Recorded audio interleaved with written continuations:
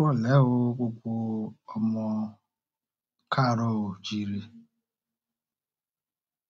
A kí gbogbo ọmọ Yorùbá jákèjádò gbogbo àgbáláyé pé ẹ kúrọ̀lẹ́, ẹ káalẹ́, ẹ káàárọ̀, ẹ káàsán according to the time tí olúkálùkù wa wà. A bẹ̀ yín, a rọ̀ yín, ẹ bá wa gbọ́wọ́lé share button bí ẹ ti máa ń bá wa ṣe ní gbogbo ọjọ́. A ní wá yín tì o,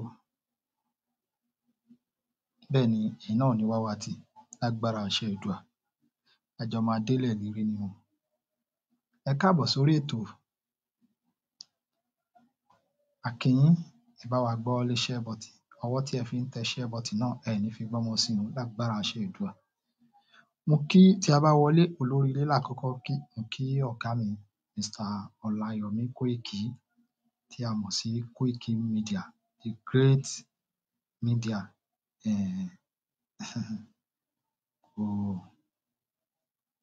A ní ọkùnrin tó ń sun rárá fọ́kùnrin ẹgbẹ́ ẹ̀, akọ iṣẹ́ ló ń ṣe, akọ iṣẹ́ ni bàbá yìí ń ṣe.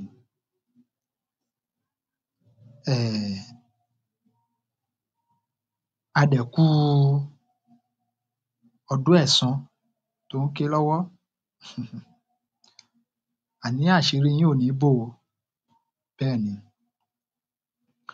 Gbogbo ẹ̀yin tí ẹ mọ̀ ńpa bí wọ́n ṣe ń bayé ọmọ Yorùbá jẹ́, gbogbo yín tí ẹ wà nídìí pé gbogbo iṣẹ́ ibi tí ẹ̀ ń ṣe tí ẹ rò bóyá kò ní wọ̀n, àṣírí yín á máa tú ni o, àṣírí yín ò ní bò lágbára àṣẹ Èdùà. Ìbáà jẹ́ ọmọ Yorùbá tẹ́ bá wà lára gbogbo ọmọ Yorùbá tó bá wà lára wọn, àṣírí yín ò ní bò o, àṣírí yín á máa tú ni, bẹ́ẹ̀ ni. Ọdún Ẹ̀san, ìránṣẹ́ Ọlọ́run yẹn sọ, ó ní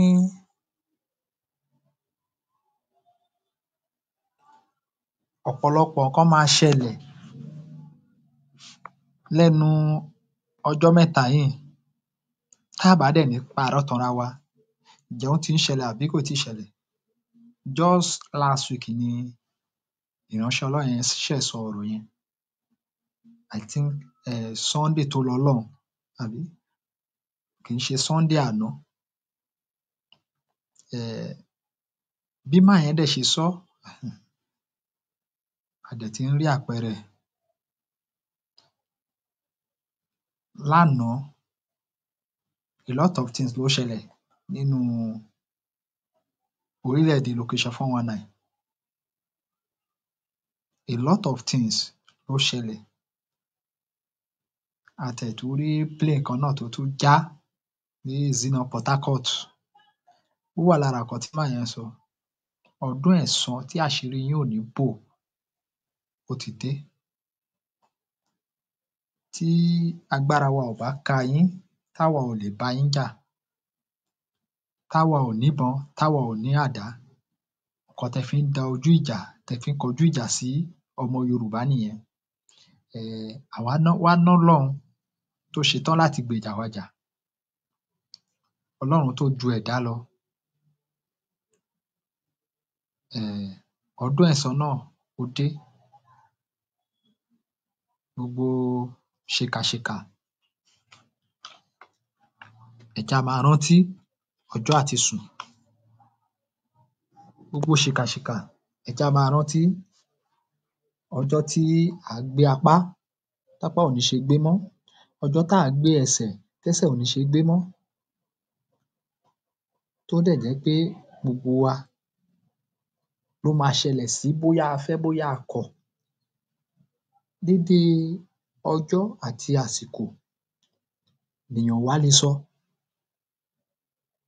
Èèyàn míì wálé ayé, ọwọ́ àárọ̀ ló ti padà. Èèyàn míì wálé ayé, ọ̀sán ọjọ́ ayé ẹ̀ ló padà. Ẹlòmíì wálé ayé, alẹ́ ló tó padà.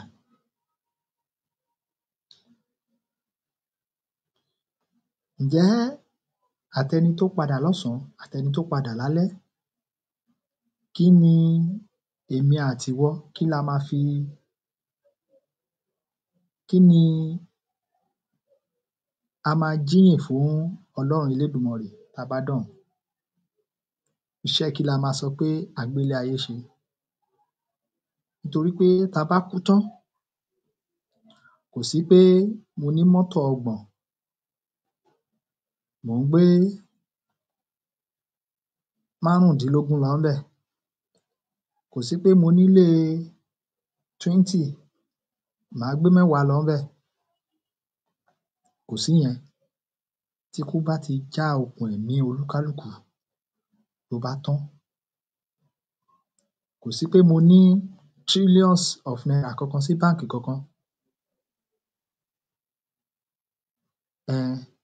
Mo fẹ́ máa gbé lọ ọ̀run, kò sí nǹkan tó ń jẹ́ bẹ́ẹ̀.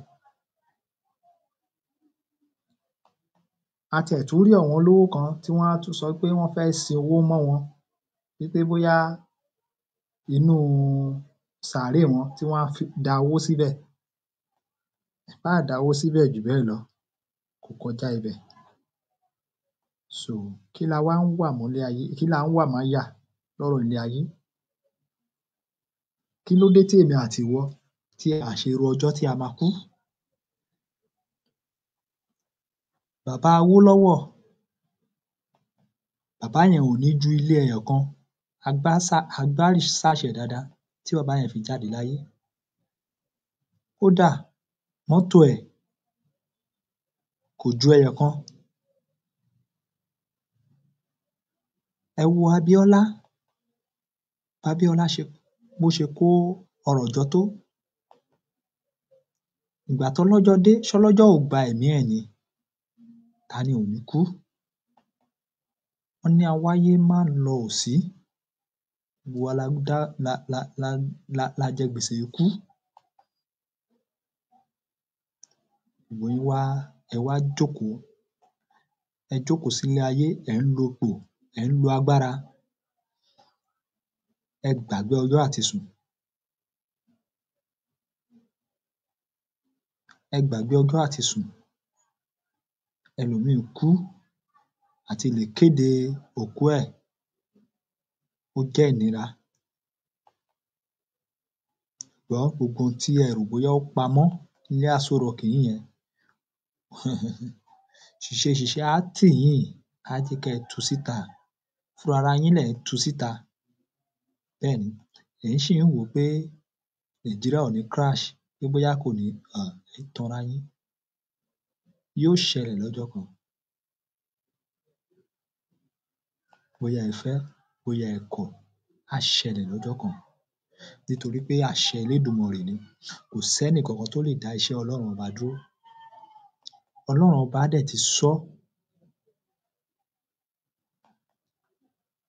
Nígbà tí àrídájú ti wà wípé omi la fi dálé ayé, omi la fi pín ojú àlà olúkálùkù, tí àrídájú ẹ̀ ti wọ̀n fún wa. Ẹ wá rò bóyá ìlú tí ẹnìkan tó fipá tó fi so papọ̀, ẹ rò bóyá kò ní wá padà wá crash lọ́jọ́ kan? Á crash. Kò sí nǹkan tí kò sọ́gbọ́n tẹ rí dá sí. Kò sí ọgbọ́n tí ẹ rí dá sí. Nígbà tó bá wá ṣẹlẹ̀ tán, à á wá wo ìtàn tí ó ma sọ nípa ti èmi àti ìwọ. Tẹni tó fi ògo ológo tó fi kọ́rọ̀ jọ. Ìtàn á sọ nípa ẹ̀, á sọ nípa tèmi. Ìránṣẹ́ Ọlọ́run náà ní kẹ́ ẹ lọ wá nǹkan ìjà. Nǹkan ìjà bíi ti Bíbélì kọ́ là ń sọ o. Wọ́n ní kẹ́ ẹ lọ wá nǹkan ìjà kalẹ̀. Nítorí pé wọ́n ní kàsálà máa burst ní kòpẹ́kòpẹ́. Wọ́n ní kàsálà máa ṣe kíni? Wọ́n ní ó máa burst ní kòpẹ́kòpẹ́. ẹ̀yin kan ẹ̀ wò pé bóyá bí eré ẹ má jẹ́ kó bá wa lójijì o. Tí ó ní ẹ̀yà tí ò múra fún nǹkan tó ń bọ̀, òun làwa Yorùbá. Ẹ já gbọ́rọ̀ lẹ́nu ìránṣẹ́ Ọlọ́run náà.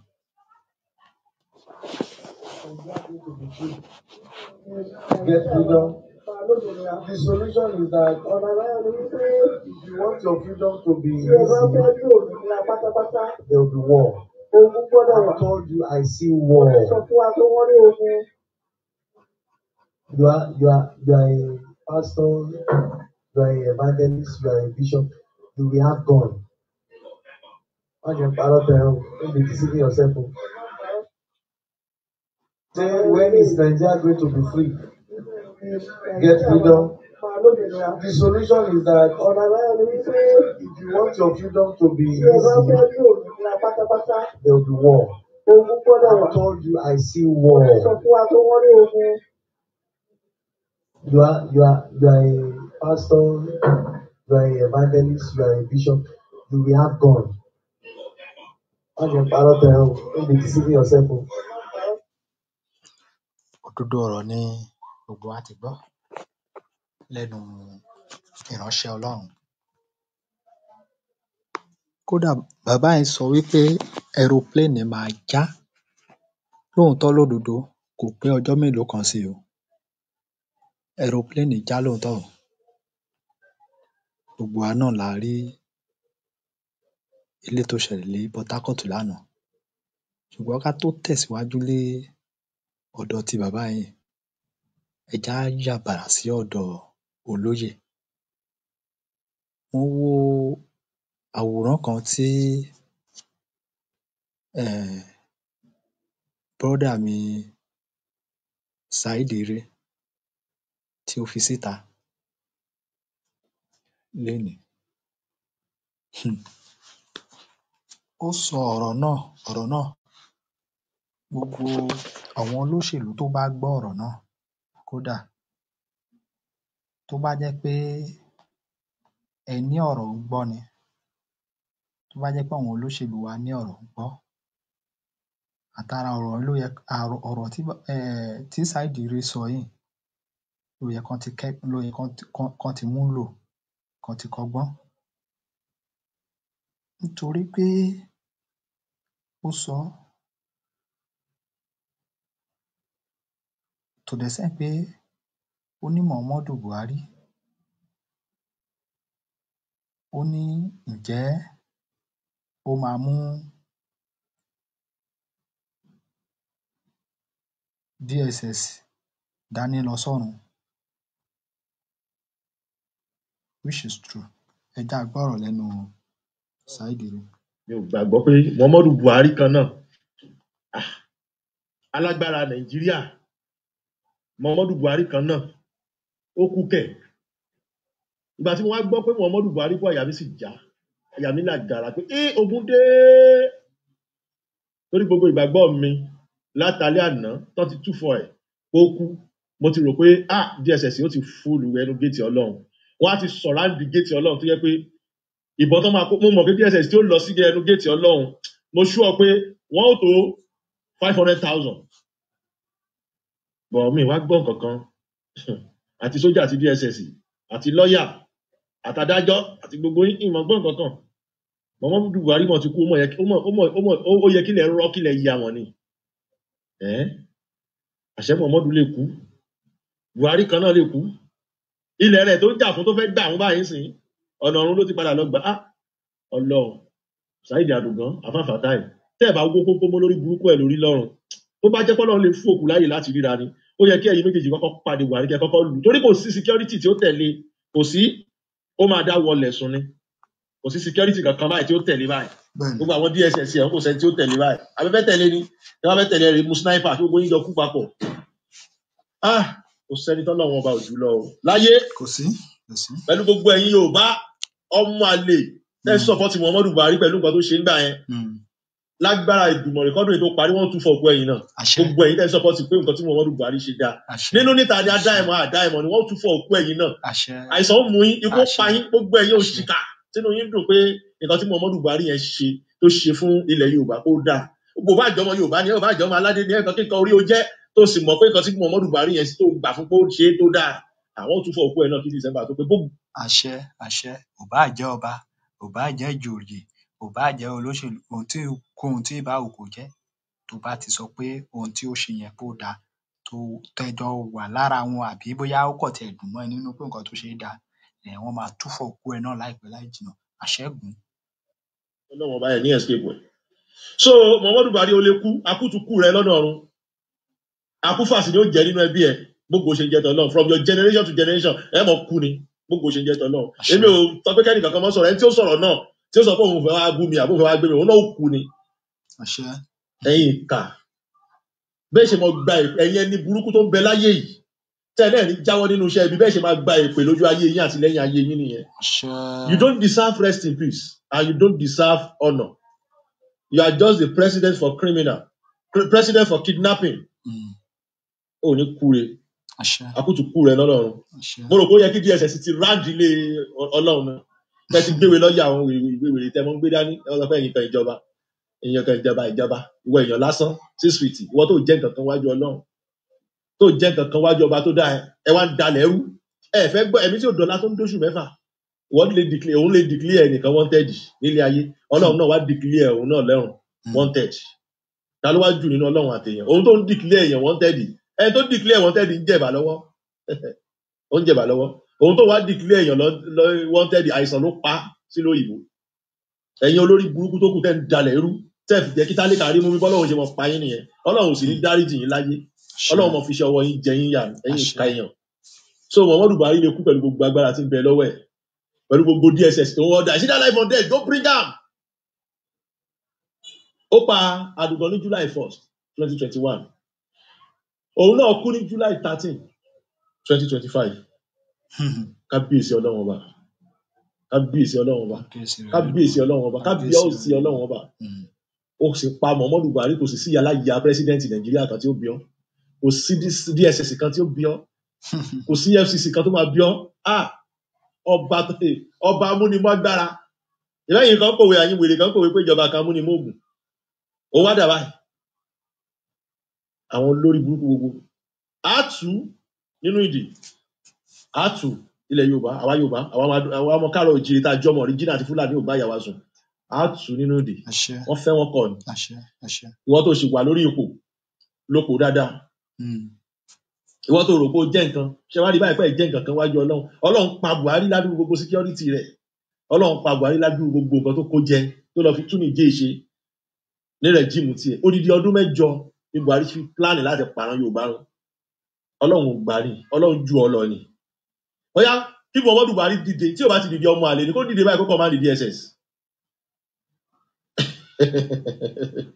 kábíyèsí mo kàn fi ọ̀rọ̀ yìí mo fi ń dúpẹ́ lọ́wọ́ Ọlọ́run ọba ni ó sì pa òkú méjì ó sì pààyàn nílé ẹni tó sọ pé kọ́ mọ́ jiyàn gbé mọ́ ẹ sì gbókú ẹ lọ àṣírí ẹ dẹ̀ wà comfortable pẹ̀lú nǹkan yẹn ẹ sọ ẹbí ẹlẹ́bí ẹ sọ wọ́n sí kolobo ẹ sọ ọmọ kékeré ẹ sọ di opó ẹ dẹ̀ náà ń lo ìjọba kan ìjọba kò kàn mí ìjọba bó bá lè bá o pa bó lè bá o bù lẹ́sẹ̀ ṣágbára náà lẹ́ ń lò yẹn gbogbo yín náà ń ṣe Nàìjíríà tẹ́ rò pé lágbára kan ṣágbára lẹ́ wá ń lò yìí ẹ̀yin dà báyìí ẹ̀yin dà Buhari rẹ̀jìmù ó wọ́ọ̀sì ju Abacha lọ Abacha náà ṣojú wa náà Buhari rẹ̀jìmù wọ́ọ̀sì ju torí ìgbà Abacha kò sí nǹkan tó ń jẹ́ kidnapping wájú ta ni Muhammadu Buhari so you can die nothing lasts forever it's only God lasts forever Ọlọ́run ọba tó create ayé àti ọ̀run ó fi ṣàdánwò fáwọn ọmọ èèyàn ni bọ́lọ̀ bá gbé agbára kan lé ẹ lọ́wọ́ má rò pé torí ìyẹn ayé ti wá tán Ọlọ́run fi dán wò ni Ọlọ́run dán Buhari wò ó sì fail Ọlọ́run dán Buhari wò ó fail oníṣọ̀run rẹ̀ Ọlọ́run ò ní ṣàforíjì fún gbogbo àwọn tó bá ń sọ pọ̀rọ̀ tí mo sọ yóò da yín náà kú tẹ̀lé ni ẹ̀yà tètè gba tèmi torí pé kíni gbogbo ayé ló mọ̀ pé tipátipá láyé fi ń gba tata tí ń ta ní lẹ́nu ẹ gbà ọ̀rọ̀ tí mo sọ yìí dandan ẹni tí ò bá gbà yóò fàyè lẹ́ni Muhammadu Buhari so ó lè kú ó yẹ kí DSS ti sọ̀rọ̀ àǹdílé Ọlọ́run ni ẹ̀yin ọlọ́pàá dà, ẹ̀yin ọlọ́pàá gírígírígírígírígírígírí. Wọn gbọ́dọ̀ ṣe rálì o, wọ́n ti kọ́ ọlọ́pàá sójú ọ̀nà, orí gbogbo yín burú dànù. Ẹ̀yin dà, kí ló dé tẹ̀ lọ àrẹ́sì Ọlọ́run báyìí? Tí Ọlọ́run jù yín lọ, ikú tí ó pa yín tẹ̀ nílé bí. Ẹ̀wù bí tọ́lọ́run gbà yọ sí yín. Á bí ọ̀sẹ̀ Ọlọ́run. Ọlọ́run má jẹ́ ń ṣìwàwù láyé mi o. Gbogbo ipò tí ìbáwò kí n wà láyé má jẹ́ ń jọra mi lójú. Ọlọ́run má jẹ́ ń sọ̀pọ̀ sí kidnapper láyé mi o. Orí inú mi mọ́ bà tòde mi jẹ́. Ẹfun lérí pé òun bà ti oṣù jẹ́. Oṣù lérí pé òun bà ti ẹfun jẹ́. Atẹ́fun àtòsùn. Èdú ló bá ti gbogbo wọn jẹ́. A máa dé fá fún gbogbo ẹnikẹ́ni tó bá ń rokúrò ọmọ Adéyẹmọ. Wọ́n máa bó ṣe wà yóò mọ̀ jàkàrà yín láyé ni. Gbogbo ẹni tó bá ti ń rokúrò á máa jàkàrà yín láyé ni. Gbogbo ẹni tó bá ti ń rokúrò èmi Saheed Ire yìí èyí mọ̀ jàkàrà wọn láyé ni. Wọ́n máa tójú mi báyìí gbé wọn sí ni gbogbo ṣe ń jẹ́ tọ́lọ́. Gbogbo yín náà gbogbo ẹni bá ti ń rokúrò yìí ẹ mọ̀ jàkàrà wọn ni. Gbogbo ẹni bá ti fẹ́ tiwa ni o. Muhammadu Buhari tó bá lè jí padà ọmọ àlè ni ọ́. Ọmọ àlè. Àṣẹ ti gùn o Saheed Ire èyí tó wí. Àṣẹ gùn léni o, àṣẹ ti gùn o. Àní ilé ayé sẹ́, ilé ayé ni ìdájọ́ ẹlòmíì á ti bẹ̀rẹ̀. Ẹlòmíì á rò bóyá òun máa dọ́run kó tó bẹ̀rẹ̀, ò ní dọ́run. Ṣùgbọ́n ò ní dọ́run. So that is it. Ò ní dé ọ̀run kí ọ̀run tó láyé. Àwọn tó ń ṣe ìdájọ́ kí wọ́n tó bẹ̀rẹ̀ sí máa ṣe ìdájọ́ ẹ̀. Ò ní dọ́run. Bẹ́ẹ̀ni, nítorí pé ẹ mọ̀ọ́mọ̀ ẹ̀yin àti ìran Queen Elizabeth, àwọn ìran Lord Lugard, ẹ mọ̀ọ́mọ̀ ẹ ń pa ọmọ Yorùbá lẹ́kún. Ọlọ́run á tú gbogbo yín láṣìírí. Àṣírí yín tó tẹ rò bóyá ó bò sí tó bò yẹn, àṣírí yín ò ní bò o. Bẹ́ẹ̀ni, àṣírí yín ò ní bò. Àdàbí tẹ́ ẹ̀ bá jẹ nǹkan epo, tẹ́ ẹ̀ kì í jẹ nǹkan oníyọ̀mọ́ nìkan. Ẹ wá jókòó, ẹ wá fi ọmọ Yorùbá, ẹ wá fi ń jẹ̀yà, ẹ ń kóyà jẹ wá. Ẹ sọ wá di oníbàárà kiri. My people, Buhari don die. See life. See life. The Buhari criminal man that is sent DSS and military to come and kill me middle in the night in July 1st, 2021. He died today. See life. My people, we're supposed to learn about this. That criminal man, Buhari, Muhammadu Buhari, he don't die. See, I'm alive today. I thank God. God, thank you for my life today. Àníṣe olóyè Sunday ọmọ Adéyẹmọ, gbogbo àwọn tó náwó nínú láti wá àtàkì ilé ẹsẹ̀ bàbá, mo ní wàá máa jàkàrà wọn ní lágbára àṣẹ Èdùmàrè. Olóyè Adéyẹmọ Ìgbòho ṣá, àní wàá máa jàkàrà gbogbo àwọn ọ̀tá ẹ̀ ni, ìwọ lá máa jàkàrà wọn lójú ẹ̀mí ẹ̀ báyìí ni gbogbo wọn á máa gbẹ̀mí mì. Àti gbogbo ọmọ Yorùbá tó náwó sí gbogbo ẹ̀yàkẹ́yà tí ìbá wù kó jẹ́ tó náwó sí ilé yẹn sẹ́, ilé tí èmi yìí tí mo ti ń sùn, tí mo ti ń jí.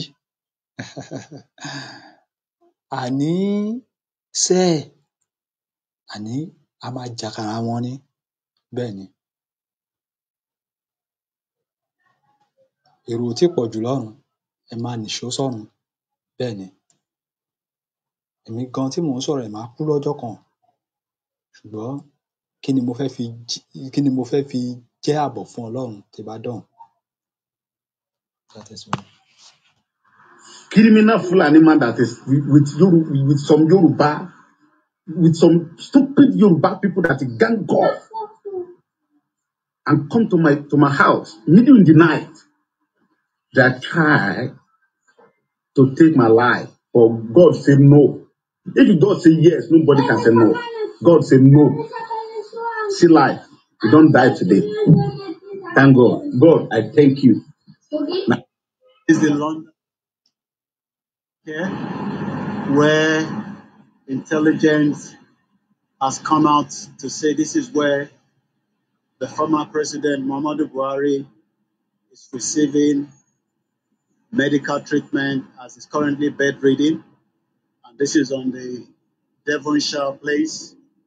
You can see there, Koiki Media bringing the world closer to your doorsteps. As you can tell, this is a top-notch medical treatment for a Fulani criminal that wanted to kill Igboho and killed millions of Nigerians through his 8 years of destroying the country, brought in jihadis into the country. And this is what we're saying to those that still think that Nigeria will still be fixable when criminal politicians. So that is the London.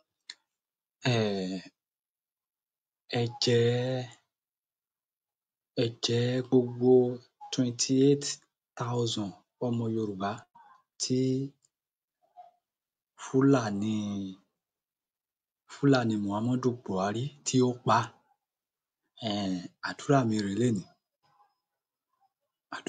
lénìí ni wípé gbogbo ẹ̀jẹ̀ yìí láti èní lọ kó lọ máa dá Aso Rock rú.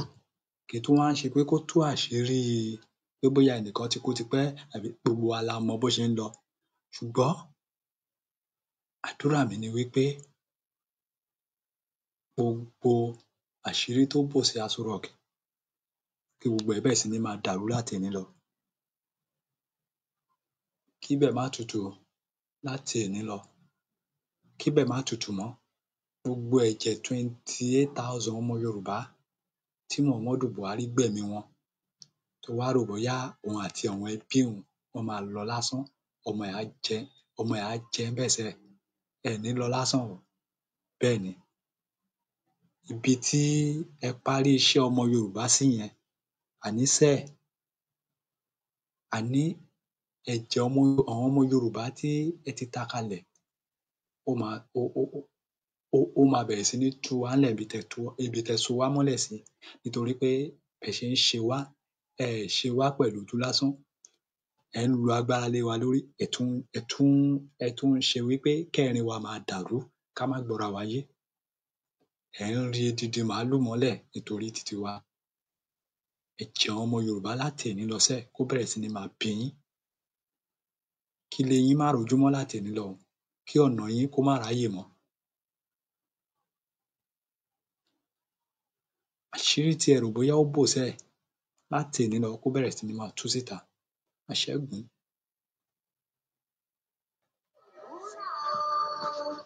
Ká dìde ká gba ilẹ̀ Yorùbá ẹnìkan ní rárá ojú yín á já wọn á fojú yín wọn á fi mú Fúlàní á fi mú yín fọn fèrè ẹtí bá ti fi mú yẹn fọn fèrè ẹdúró Fúlàní á ṣe yẹn fún yín wọn á fi orí yín gbá bọ́ọ̀lù bàtà bá bẹ orí yín sílẹ̀ tán wọn á máa fi gbá bọ́ọ̀lù wọn ò ní forí ti gbá bọ́ọ̀lù torí mi sọ ọ̀tọ̀ o èmi ò dúró pé ẹnìkan bá kó sórí tẹ́ lè gbé fún mi mo tún sọ bí mo ṣe pú ọ̀tọ̀ bí ìkútẹ́lẹ̀ ṣọ́ọ̀ṣì bẹ́ẹ̀ lè gbé anything fún mi tí màá dẹ́ ilẹ̀ Yorùbá nation mi ì lè betray ilẹ̀ Yorùbá mi ì lè betray bàbá Akíntóyè bàbá yẹn at 90 ó fi ilé àtọ̀nà sílẹ̀ ó yẹ kó wà lórí pẹ̀lú ọmọ ẹ̀ ó ní rárá àbíkílẹ̀ Yorùbá dúró ìyẹn bàbá yẹn máa bìtẹ̀ ṣé Ìgbòho tó ti jẹun ṣékù tó ti ní ọlá tó fi ẹ̀ sílẹ̀ tó ń lọ pààyàn sí díẹ̀ ni màá ní aláṣejù ni mi ò lè fi Ìgbòho sílẹ̀ I won't betray these guys no matter you can propose billions of dollars mi ì rí 1 million rí mi ì rí 2 million you plan give yourself you want to give me $10 billion I will sell my conscience ọ̀pọ̀lọpọ̀ yóò ní ẹlẹ́rìí ọkàn ojú hypocrites band of hypocrites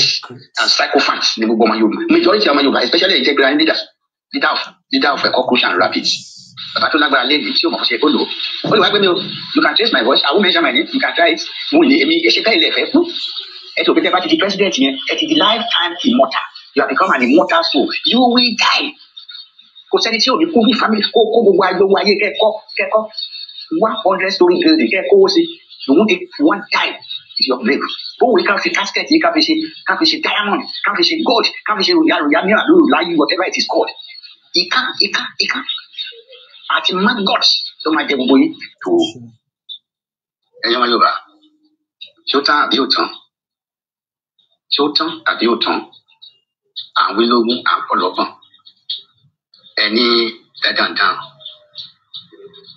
ní tó wà ní ilẹ̀ òsì àgbòrò wọn ti yẹ lọ́wọ́ kù pé wọn ò jẹ́ ká kó ń jáde lọ sí àtàn lọ jẹun ṣe rí ẹ ṣáà rí ẹ ti gbọ́n tó ṣẹlẹ̀ ok ọ̀pọ̀lọpọ̀ ẹ má bínú òjò rọ̀ ń jalè so àrùn tẹ bá ń gbọ́ kì í ṣe látòdì ọ̀run wà ní ẹ ti gbọ́n tó ṣẹlẹ̀ sí títí mẹ́sẹ̀jì tí olórí ogun Nàìjíríà president Tinubu tó gbé jáde lánàá good ṣé mo sọ fún yín ẹ fi wọ́n ṣe aláìgbọ́ ilé wọ́n ti wù tọ́lọ̀ fi ẹ rí òótọ́ ẹ dẹ̀ máa di irọ́ mú and you believe irọ́ can become òótọ́ ẹgbẹ́ èké dání èké ẹgbẹ́ counterfeit and you expect that counterfeit will become original kò possible kò sí bí òkùnkùn ṣe lè di ìmọ́lẹ̀ òkùnkùn láti jáde fún ìmọ́lẹ̀ ni the moment tí ìmọ́lẹ̀ bá jáde kúrò nínú ayé òkùnkùn ló máa jẹ́ kó rárá two things is either yes or no is either black or white is either darkness or light the two can ṣẹ́rí counterfeit àti original wọn ò lè ṣiṣẹ́ bákan náà we told you several times èmi in particular pé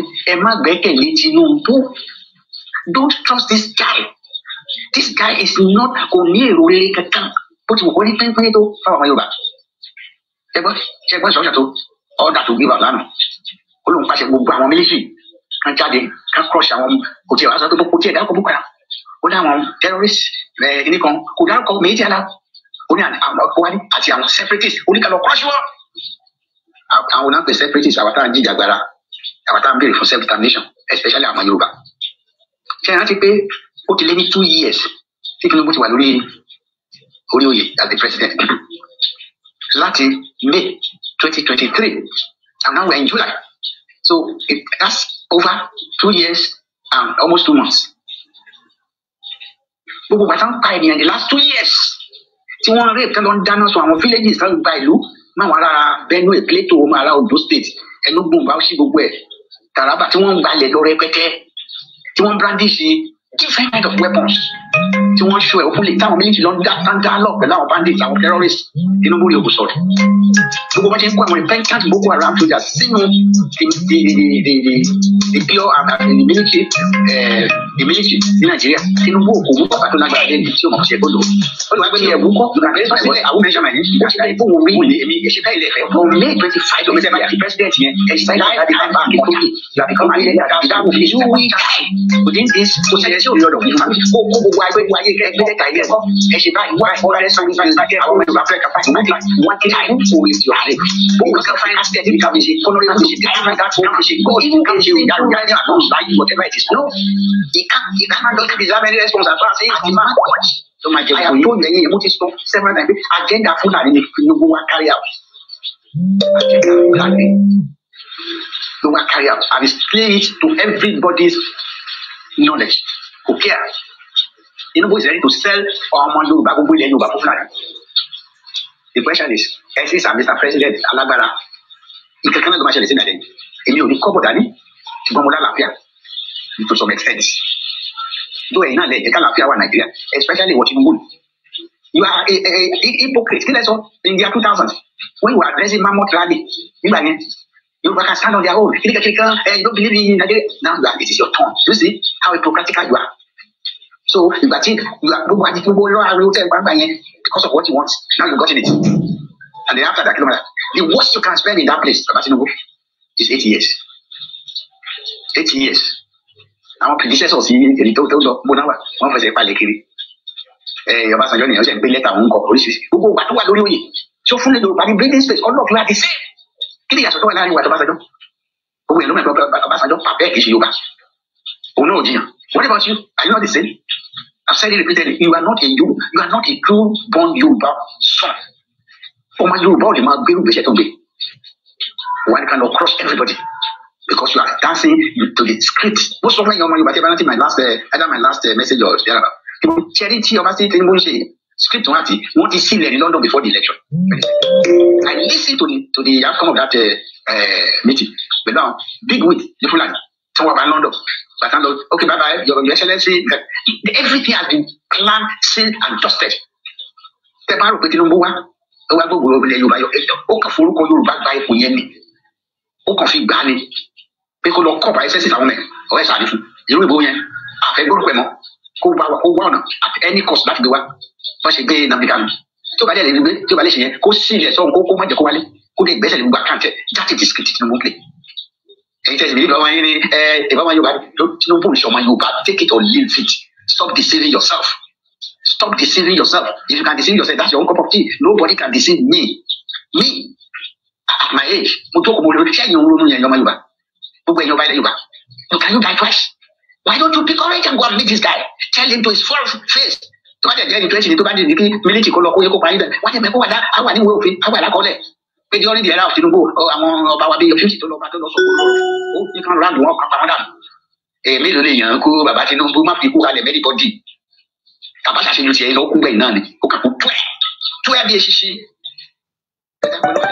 Gbogbo gàgà ẹ̀ ìwòlúwà gbogbo gàgà tí wọn náà ṣe wà lọ bó rẹ̀ lọ tán odò àwa wálẹ̀ nígbà bá lọ ọdún tó bá fẹ́ dùn tí bá fúlàní tó tí wọ́n ń dá tó wà ṣebí torí ti 20 December ṣe gbé òṣèlú jáde ó wá fi àwọn bandit bójú ó wà ní lọ wọn fún ẹ wọn gé lọ́dọ̀ ẹ̀ kẹ́rà torí ti Yorùbá nation ló ṣe gbogbo yẹn tó bá mẹ́ pé lọ ni bọ́sì di Ògún bọ́sì di Ṣàngó kó lọ fi Ṣàngó búra kó fò búra kó fi gbájú pé kì í ṣe torí ti wà lóṣù pé ó dà yẹn jáde because you are under intense pressure. The Northerners they are pressurizing you, they are revolting against you. Baba Tinubu, you are on your own. Àwọn ọmọ Yorùbá tó bá support yẹ fún 2027 ọba bá ńlá original ọmọ àlè gbogbo wọn undiluted ọmọ àlè cut one wọn torí èmi ò mọ orí ẹgbẹ́ ọmọ Yorùbá tó yẹ bá pé tó bá ní ìrònú sílẹ̀ pé ká gba orílẹ̀-èdè wa níbi tá a ti máa yan falala tá a máa jẹ gbádùn bí ìrà inú ṣúgà tán ní lára Tinubu ìnáfẹ́ kúlé lórí Tinubu gan gidi àwọn làwọn àti ìgbà fìlàní ìpínlẹ̀ Ọ̀ṣun state fìlàní ADP or AD whatever aláǹtà sọ nìyẹn ìjẹkùn tí ọmọ Yorùbá ti pọ̀ jù àtẹnudẹ ló dẹ̀ máa ta ọ̀pọ̀lọpọ̀ yìí síta 5,000 kẹtó délé kẹtó wọkọ̀ délé kẹtó wọkàdà lé 5,000 dín tán wọn á ra conscience yìí wọn á ra fúsọ yìí jíjẹ tó bá ti ṣe fíṣọ tí yìí nìkan náà rà ní tí bẹ́ẹ̀ yóò ní bẹ́kú àwọn ọmọ ọlọ́mọ tẹ bí sáyé kan àwọn ọmọ ọlọ́mọ tó jẹ́ pé wọ́n wá sáyé jẹ́jẹ́ innocently ẹ wá tà wọ́n Tinubu ti ẹrú táwọn yẹn kò wẹ́ anybody ó gbọ́ bá ṣe ń pààyàn lẹ́yìn bá ó gbọ́ bá ṣe ń kidnap ó gbọ́ bá ṣe ń rape ó gbọ́ bá ṣe ń ba ọkọ̀ jẹ́ ó sọ̀rọ̀ nípa yẹn kò ní ká go after gbogbo àwọn Fúlàní headers tó wà lóko Tinubu ní ká lọ flush wọn kò ní ká lọ gírẹ́tì wọn kò sí ìjókòó ẹ̀yẹ máa bá ṣe rẹ̀ yan ní Fúlàní mo ní fún Tinubu ìṣọmọ Yorùbá bàbá Tinubu Borno state ló ti wá ìyá ẹnìkan lọmọ Yorùbá kò lè jí yẹn kò tẹ̀lé fògbọ́n ẹ̀ gbárí kò lè fi gbárí kò sí ọmọ Yorùbá tẹ́lẹ̀ máa pé ẹ̀jẹ̀ Yorùbá ti di 100% fún mi tá a gbé ọ̀rọ̀ tó gbé jáde láti oṣù tàbí ọdún yìí 2 years Tinubu has no kò sí nǹkan tó rí ṣe nípa security náà orí tiwa lábẹ́ ìdálẹ́ the rule let them go after them go kiri kan tó bá go after us nǹkan ṣèbí ilẹ̀ Yorùbá èmi ò mọ̀ kú èmi ti máa pé you have already made your plan get away if anything come falling down tó lọ bí ọdún tó yàbọ̀ bàbá Tinubu ó máa yálé gbogbo lórí ní àtúbọ̀ tó sá lọ ìdílé ẹni ìràgbé tí ò ní sá lọ àtọ̀tọ̀ wọn tó yẹ sí bó bá tẹ̀ ló fẹ́ gbé plane tá bá block airport how do you get out ẹ lè dáhùn alálẹ̀ kẹlẹ́ máa fi wá sílẹ̀ máa sá lọ you can't gbogbo gbàgbà tẹ́ ẹ lọ ṣe ní France àti bama preparation you are preparing stop planning for yourself ẹ múra sí ẹ bá yorùbá ó tán lójú àdéhùn asọsọsọsọ ẹlẹ́ẹ̀nígbọ́ afọ̀fọ̀fọ̀ ẹlẹ́ẹ̀nígbà agbésílù sílẹ̀ afẹnuwí àpótí alákàkámiyáwó gẹ́gẹ́ bí sàníṣe kọ́ we talk bàbá kí tó yìí sọ̀rọ̀ títí ìbò nìyẹn Kánú nìyẹn ọ̀títà gbé yín lọ tí kẹ́kẹ́ yà tójú tì yín ẹ ti gbé Kánú lọ sí ní court over and over ẹ̀wá tì nígbà tí yàn ti kẹ̀kẹ́ ológere tì sí ìsàn nígbà tí yàn bá bọ̀ kẹ́yìn àwọn nìkan tẹ́ ṣe wọ́n ṣá wá tí wọ́n wá làbá sí wọ́n á ní ká máa gbé yín lọ sí international criminal court Buhari wá pretend ó sick ó pẹ́ kó tó kú dànù gbà tí ó sick kí ni wà láyé kí ni àǹfààní ẹ̀ láyé kí ni ebi ò tẹ̀lé kókó mo fẹ́ kó náà jẹ́ ìrora gbogbo ẹ̀yin tẹ́ ti wá sínú wàhálà tẹ́ wáyé gbogbo ẹ̀yin tẹ́ ti jẹ́ pásítọ̀ olórí àti president àti ẹjọ́ àti anybody kẹ́yìn náà jẹ́ ìrora àìmọye ọdún kẹ́ ẹ rọ lọ́wọ́ kẹ́ ẹ rọ lẹ́sẹ̀ ìbáni kẹ́ ẹ fọ́ lójú because ẹ̀yin lẹ jẹ́ kí omi kò fọ́ lójú tó bá gbé ìtọ́jú tó pé wà Nàìjíríà èmi ò ní jẹ́ tó fọ́ lójú àti fọ́ lójú tán àtúnṣe gbà kò sí kankan kò sẹ́ni tó mọ̀ bá ṣe ń jẹ kò sẹ́ni tó mọ̀ bá ṣe ń sàwọlé kò sẹ́ni tó mọ̀ bá ṣe ń náà lọ sí sùn ẹ wá sọ wá sínú ìgbèkùn gbogbo yín pátápátá ẹ̀ ní bọ́ nínú ìgbèkùn tí Ọlọ́run bá ń jẹ Ọlọ́run ẹ̀ ní bọ́ nínú ìgbèkùn ẹ̀yin náà máa jẹ ìrìnàjò náà yín máa jẹ ìrora gbogbo owó tẹ́ kó pamọ́ yẹn kò ní lè ṣe wí ṣe pépà lówó ṣe pépà bá rí náà ni ṣe pépà lọ́wọ́ tẹ́ fi náà bẹ́ẹ̀ bá ṣe ń na báyìí ìwà wàhálà ayé yín kò ní dínkù torí ẹ gbé wá sínú ìgbèkùn àbí ká máa lọ we are not the same báwo lè ṣe máa kó àwọn àtàwọn tó ń mú jẹ àwọn ìyá tẹ máa ṣe wọ́n máa dúnbó èèyàn bíi ti yín wọ́n jẹ gbọ́pẹ́ sí lọ́rùn wọ́n máa ṣe aláwa kó bá rò wọn èèyàn tán pa lórí ní Nàìjíríà lójúmọ́ ó pọ̀ dùn màlúù tí wọ́n pa àwọn ibi tí Nàìjíríà délé nìṣẹ́ ara àwọn tó ń jẹ ẹran ènìyàn tán fi mu wáìn tán kó ẹran èèyàn sínú fílàmù ẹ̀yìn politician náà kò lè di lẹ́yìn gbogbo ẹlẹ́dẹ̀mẹ̀jẹ̀ ẹ̀ jìyà ẹ̀ ní tí ọ̀run kẹ́ tó jìyà ọ̀rọ̀ pé ẹ̀ tẹ́ bá dọ̀rùn Ọlọ́run máa ṣe ìdájọ́ yín láyé ẹ̀ ní kéèké ẹ̀ ní kú ẹ̀ máa jẹrà láyé èmi ò fẹ́ kó ìṣẹ̀lẹ̀ títí Buhari mo fẹ́ kó wà láyé kó wà nínú ìrora kó máa ké bóyá ló kọ́míà ló máa mú ni bóyá whatever kó wà nínú ìrora burúkú ara máa ní tiẹ̀ mẹ́pẹ́ mẹ́pẹ́ èèyàn làwa náà ni mẹ́pẹ́ àfẹ́ èèyàn mẹ́pẹ́ ló bí alọ́mọ àwọn wà di kọ́ńtì sí lójú yín kò sí tẹ́lẹ̀ ṣe nothing tíṣẹ́ bá wà ṣe yàn ṣe ẹni tó lọ́ bí iṣẹ́ láti aago 6 àárọ̀ tó máa dé padà sí aago 10 alẹ́ ló máa sọ pé òun fẹ́ wà nínú cultism àbí yẹn ló máa lọ ṣolóṣó tó yẹ pé shift work bó ṣe ṣẹlẹ̀ nílùú èbó ẹlòmíì kò ráyè lọ church mọ́ ẹlòmíì ò ráyè lọ kírun you have to work and earn for your daily living ṣe yẹn ẹ wá kó àwọn bandit yẹn lẹ wá ní kó lọ máa pa àwa èmi ò tiẹ̀ bẹ̀ wí fún ẹ̀mí mi ò lè kú jẹ ẹ̀kan lọ àwọn olè the coward kìnìkan dies many times before their death I'm not a coward Baba Tinubu you are the head of the cowards so the difference is where so then prove that you are Yoruba man you can't prove it you can't Buhari bọ́ síta ó prove to the world wey I am a full-blooded because Buhari ní a full-blooded Fulani lò ó fọwọ́ ẹ̀ báyà ó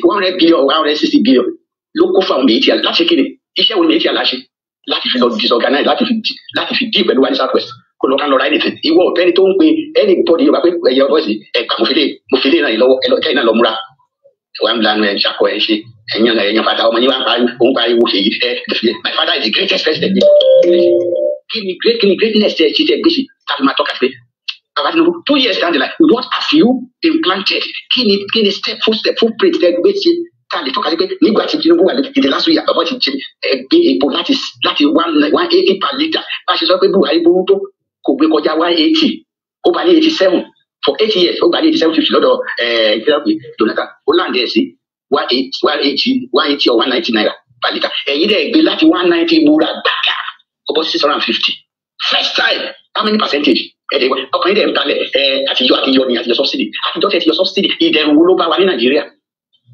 gbogbo oúnjẹ owó oúnjẹ ti gbéra sókè sọ transportation ṣe kó ṣiṣẹ́ nìkan ẹ tún wò sún dọ́là at the time títí Buhari lọ dọ́là was at 450 naira per dollar tá a ṣe pa epo ó ti máyé ẹ̀yin débẹ̀ gbọ́n ẹgbẹ́ lọ sí 1000 plus today dollar is about 1700 níwà láyé yín bàbá Tinubu kí ló dé because you don't spend everything you spend is free you have had more than enough for your shares of the owó Nigeria so kò sí ìtọ́kàn ìbákan ní èèyàn ra epo ní 10,000 naira per litre kò sí ìtọ́kàn you don't buy it you don't build house ìgbàtẹ́ bá tẹ wòsù kò sówó 21 billion lẹ́ẹ̀ máa fi innovate ilé Kashima tí Teshima ni àbí Kashima or whatever 21 billion naira ẹ̀yin náà wòsù Shettima àfúnṣe ọ̀ jẹ́ kí n náà wá sí ẹ̀ wá lọ ra private kí ni a ti pè plane presidential plane 150 or 160 billion naira ẹ̀yin kan jáde ọlọ́ba ẹ̀yin ṣe bó ṣe wù yín at the end of the day Solomoni all is vanity upon vanity ọ̀nà nìyẹn.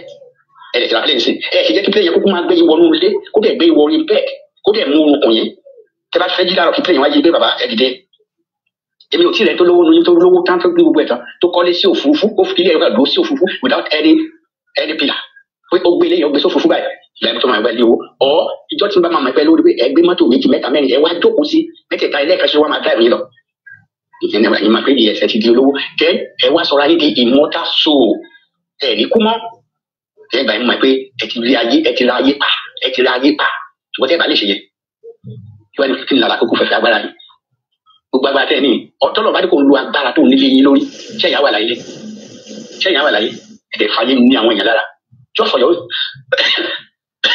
your own selfishness and that of your family.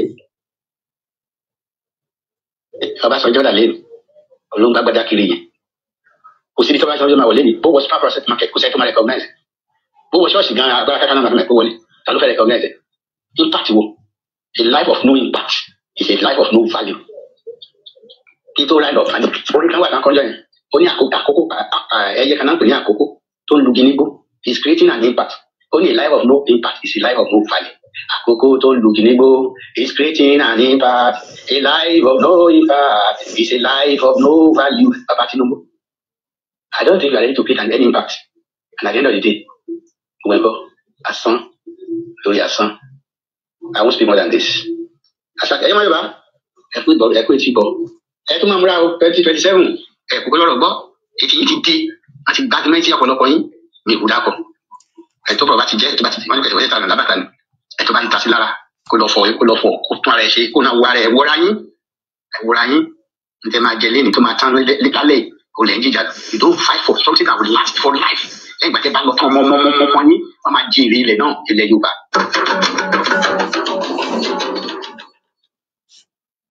Ọ̀rọ̀ ni a tún gbọ́ láṣálẹ́ yìí o. Ohun tí a máa jẹ tá tán. Ohun tí a máa jẹ tá tán. Ohun eléyìí tó yẹ pé tá bá ṣe kalẹ̀ tí àwọn àrọmọdọ́mọ wa tí wọ́n á máa jẹ lọ. Nítorí pé kò sí owó tá kó pamọ́ lénìí tí ò ní tán. Àṣírí ibẹ̀ nìyẹn. Owó Abíọ́lá dà lénìí, ibo ló wà? Kò sí oye tí a lè kó pamọ́ tí ò ní tán. Kò sí.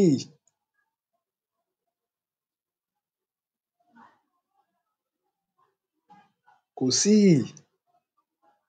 Ẹ̀yin ọmọ Yorùbá tẹ́ wà nípò kan tàbí kejì.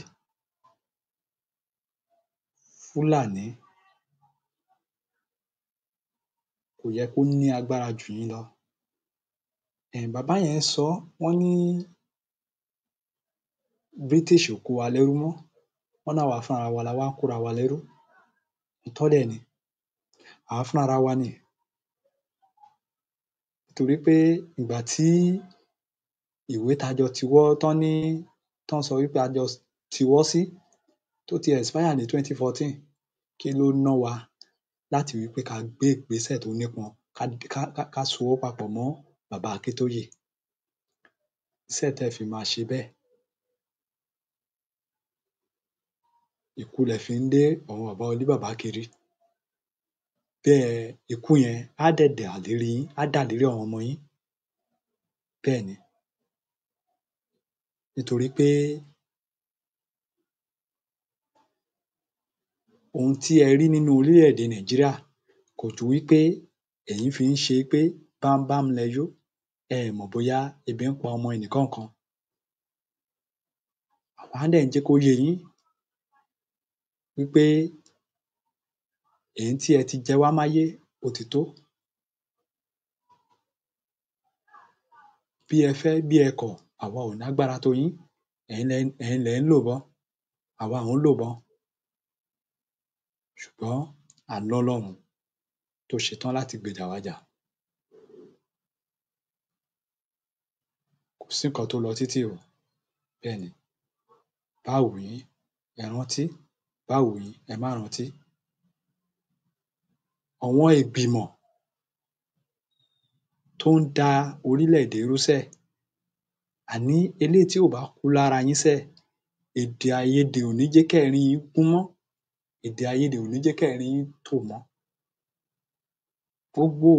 Gbogbo ẹ̀jẹ̀ ọmọ Yorùbá 28,000 tí Muhammadu Buhari tó ti ta sílẹ̀ á bẹ̀rẹ̀ sí ní máa dà yín lédè rú. Ẹ ẹ̀ ní nísinmi mọ́, gbogbo yín pátápátá. Bẹ́ẹ̀ ni. Gbogbo ibi tí ẹ ti ń ṣe ìpàdé òkùnkùn yín, ara ò ní tù yín ńbẹ̀. Ẹ ẹ̀ ní nísinmi. Gbogbo ibẹ̀ á máa gbóná mọ́ yín ni. Gbogbo ibi tẹ́ ti ń ṣe ìpàdé òkùnkùn lérí ọmọ Yorùbá, ara á máa ni yín ńbẹ̀ ni. Ibẹ̀ á máa gbóná mọ́ yín ni. Bẹ́ẹ̀ ni. Bẹ́ẹ̀ la ṣe rí. Torí a mọ̀ nǹkan tá gbà lọ́wọ́ yín. Kí ló wà ńbẹ̀ tí gbogbo yín ò lè fi ìwà jọ Ọlọ́run? Kí ẹ tiẹ̀ ṣé kí gbogbo ẹ̀ gún. Kémi àti àwọn ọmọ yín ká jọ ní the same equal right. Kí ló wà ńbẹ̀?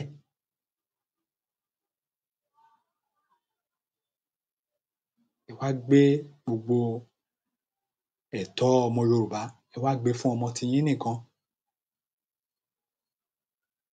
Ọmọ tiyín nìkan ló ní security lẹ́yìn. Ọmọ tiyín nìkan ló ń lo mọ́tò tó dáa. Ọmọ tiyín nìkan ló ń ralé kiri gbogbo orílẹ̀-èdè. Kí la ṣe fún yín ná? Kí la gbà lọ́wọ́ yín? Kí lára ń gbá yín tá ti sanwó? Bí ẹ fẹ́ bí ẹ kọ̀ sẹ́, àní bí ẹ ṣe sọ gbogbo àwa ọmọ Yorùbá bẹ́ ṣe sọ wá di oníbárà sẹ́, àní ara á máa ni yín ni sẹ́ẹ̀. Ilé á máa gbóná mọ́ yín. Gbogbo ilé tẹ́ ẹ fi owó náà tẹ́ ẹ fi ń kó jọ, gbogbo mọ́tò tẹ́ ẹ fi ń gùn, àní á máa gbóná mọ́ yín ni sẹ́ẹ̀. Ara ò ní tù yín. Ìnira á máa jẹ́ tiyín lágbára àṣẹ Èdùà. Àdàbí tó bá jẹ́ pé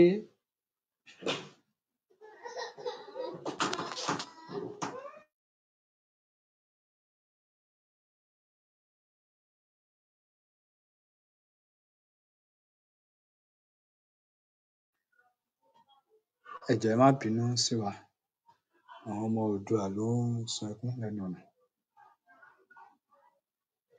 Àdàbí tó bá jẹ́ wí pé kì í ṣe right ọmọ Yorùbá lẹ̀ ń kó sí àpò tiyín nìkan.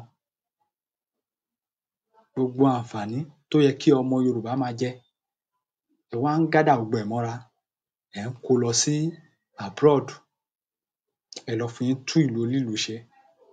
Ọmọ tiyín ń ra ilé kiri ìlú onílùú bó ṣe wù ú. Ẹ̀yin náà lẹ̀ ń kọ́ gbogbo nǹkan tó dáa, gbogbo nǹkan tó dáa yẹn lẹ̀ ń rà á kiri ìlú òyìnbó.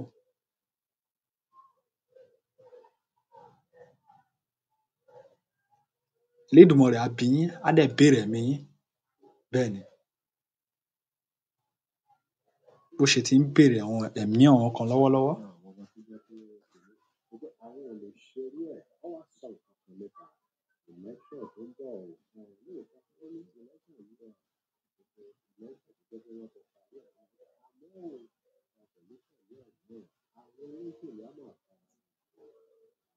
Pẹ́ kán tó para wọn dànù. Ó pẹ́ kẹ́ tó para yín dànù. Tí ẹ bá kọ̀, tẹ́ bá ní pé ẹ̀ ní jáwọ́ sẹ́ẹ̀, àní Elédùmarè á gba okùn ẹ̀mí yín. Kí la ṣe fún yín ná? Ẹ tú ọmọ Yorùbá ńlẹ̀. Enough is enough. Ẹ tú ọmọ Yorùbá ńlẹ̀. Ẹlòmíì, àìsàn tó ń pa ẹlòmíì kò ń ṣe àìsàn tó nǹkan bẹ́yẹn, but owó díẹ̀ ṣá ló kàn need láti wí pé kó fi treat irú àìsàn bẹ́ẹ̀ tí ò sí agbára. At the end of the day, ẹ máa gbọ́ pé irú onítọ̀hún ó kàn dédé sùn kò jí mọ́. Ọ̀pọ̀lọpọ̀ mẹ̀kúnnù ló ti di aláìsàn sínú ara láti ara ebi. Bẹ́ẹ̀ ni, láti ara ebi.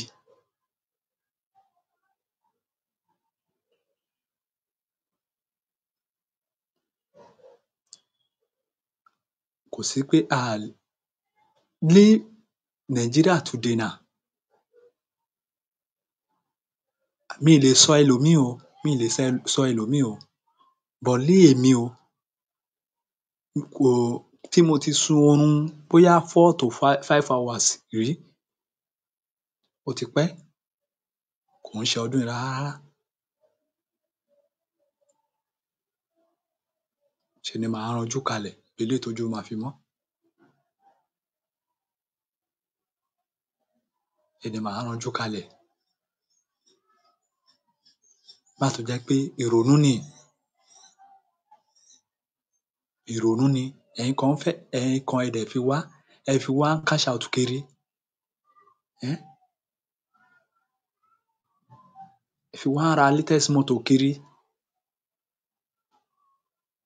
Iṣẹ́ wo ni igi wo ni family Adeleke bá Nàìjíríà là? Gutter wo ló bá wọn gbẹ́ tó fi rí owó tó rí yẹn ní under Nàìjíríà? Ẹ̀yin kan bá wá ṣe tán, ẹ máa sọ pé àwọn family Adeleke wọn ò ṣe kinní kan, wọn ò jẹ́wọ́ wọn nídìí òṣèlú. Iṣẹ́ wọn ná ṣe. Iṣẹ́ wo ná ṣe? Owó tó yẹ kí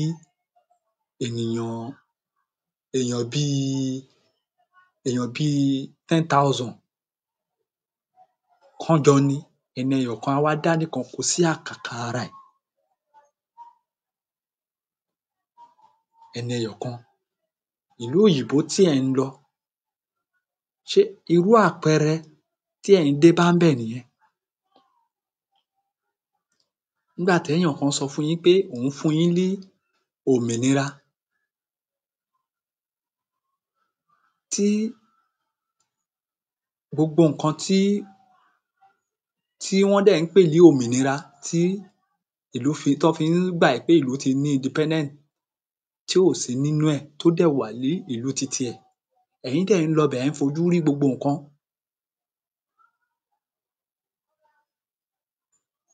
Ẹ̀ ń fojú rí gbogbo nǹkan.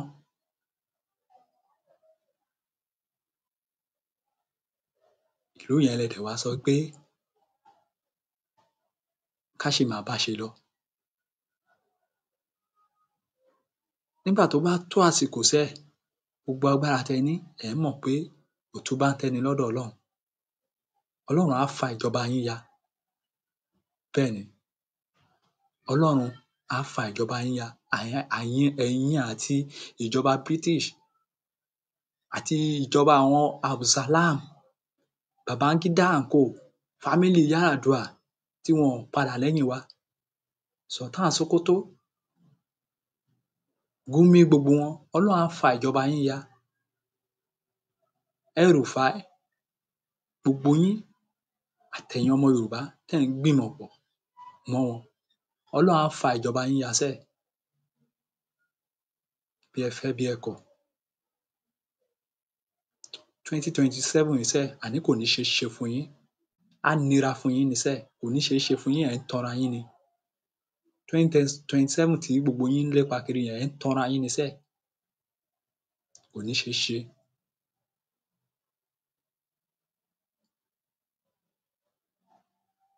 Gbogbo nǹkan á dàrú mọ́ yín lójú, kò ní ṣeé ṣe sẹ́ẹ̀ lágbára àṣẹ Èdùà.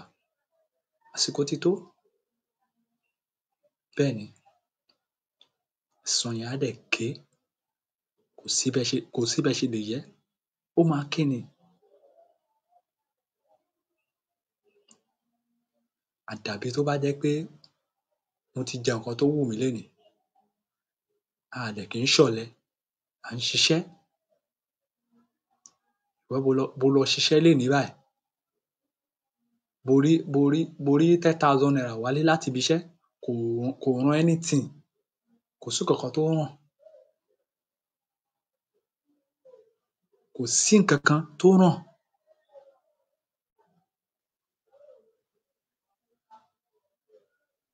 Ẹ wá sọ wá di ọ̀lẹ.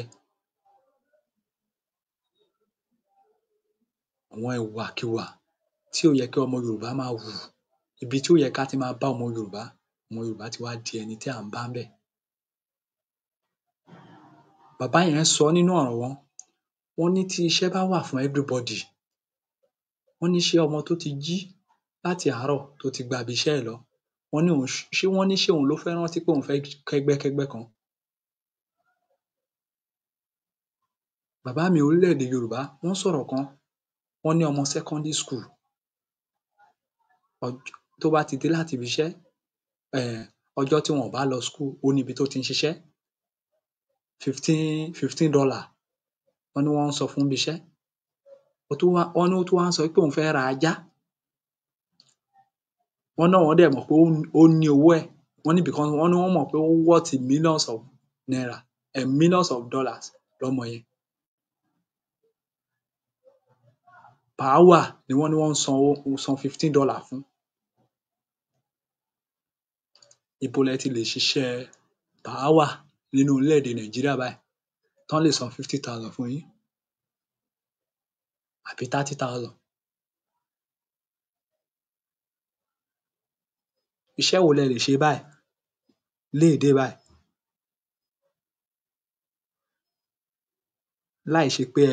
láì ṣe pé ẹ mú nǹkan tí ò ń ṣe tiyín mọ́ra tí ẹ fi lè rí 30,000 léèdé? Iṣẹ́ wo ni? Gbogbo àwọn tó wà lọ́fíìsì ìjọba gan, runs gbogbo wọn fi ń gbéra. Ẹ báà mọ̀ wọ́n, runs gbogbo wọn fi ń gbéra. Bẹ́ẹ̀ni. Tí a bá kọ̀ tá bá sọ ìlú yìí kalẹ̀, ẹ wò ó, ti ọlọ́pàá la ṣì ń sọ lọ́jọ́ kìíní àná tá a sọ pé ọlọ́pàá ń gba rìbá. Eléyìí tó ń ṣẹlẹ̀ lọ́fíìsì ìjọba lọ́wọ́lọ́wọ́ táwa ń rí tí a bá kọ̀ sẹ́ẹ̀, tá a bá break orílẹ̀-èdè Nàìjíríà, tá a break ẹ̀, ká pieces ẹ̀, olúkálùkù mú ti tiẹ̀, olúkálùkù máa bá tiẹ̀ lọ. Nǹkan á bàjẹ́ ju bá ṣe rò. Ibi tá a ṣì wá yẹn ó ṣì jìnnà gan o síbi tá a ṣì ń lọ. Tá a bá refuse láti mú wálẹ̀,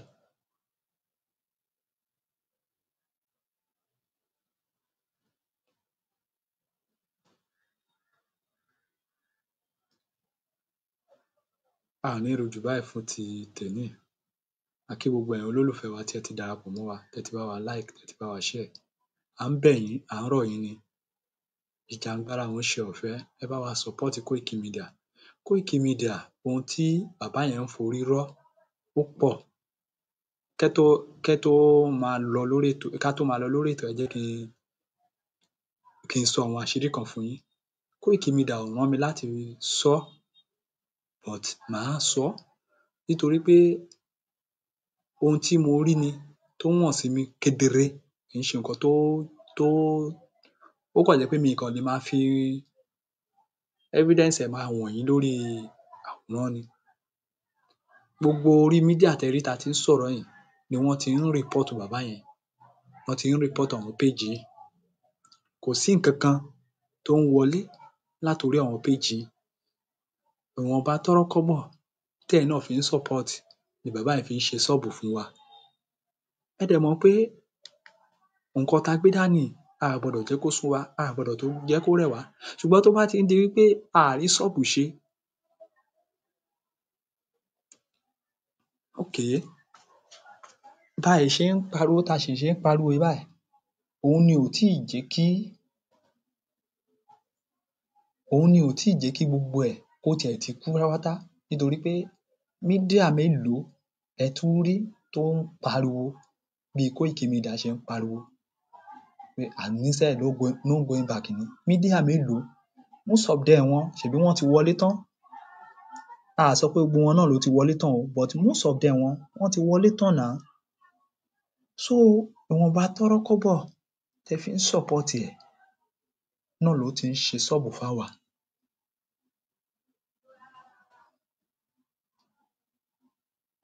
Ibòmíì wà tá a need láti lọ, ibẹ̀ láti fún wa lówó mọ́tò.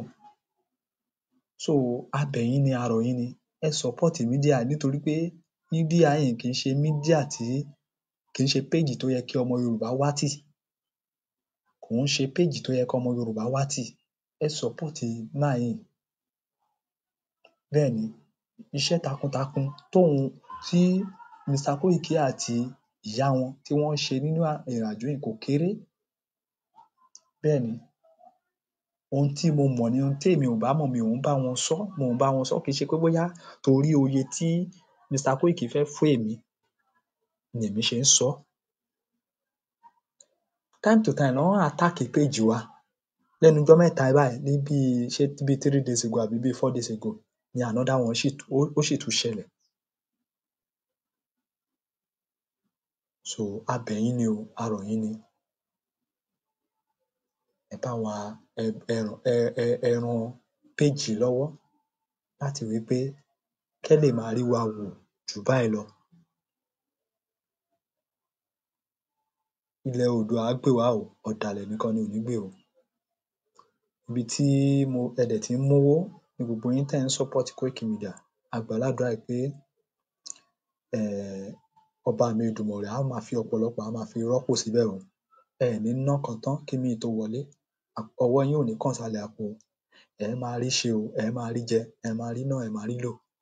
Ààbò tó dájú tó péye á dájú lórí àwọn ọmọ yín o. Gbogbo nǹkan yín, ààbò á máa dájú lórí gbogbo àwọn dúkìá yín o. Àtẹ̀yin tẹ́ wà nílé, àtẹ̀yin tẹ́ wà lókè òkun, gbogbo Koiki Media fans, gbogbo ajìjàgbara pátápátá, a ní wára wa tì o. A jọ máa délẹ̀ lérí ni lágbára àṣẹ Èdùà. Ó kàn ṣì ń rí báyìí ni o. Bẹ́ẹ̀ni, ó kàn ṣì ń rí báyìí ni. A máa délẹ̀ lérí o. Yorùbá nation, no going back. Koiki Media, bringing the world closer to your doorstep.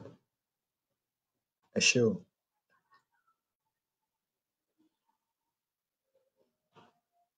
A kí yín lẹ́ẹ̀kan sí i. A máa nídìí láti wind down program ní kòpẹ́kòpẹ́.